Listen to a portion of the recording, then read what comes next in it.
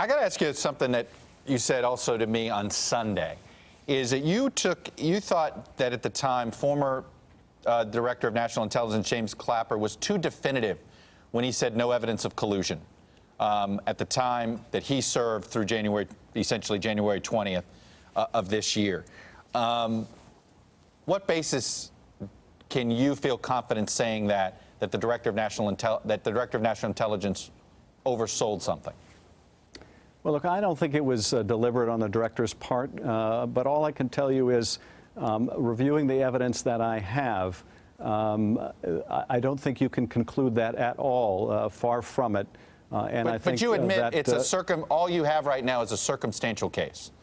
Actually, no, Chuck. I can tell you that the case is more than that, and I can't go into the particulars, but there is more than circumstantial evidence now. So, again, I think... So you have seen direct evidence of collusion?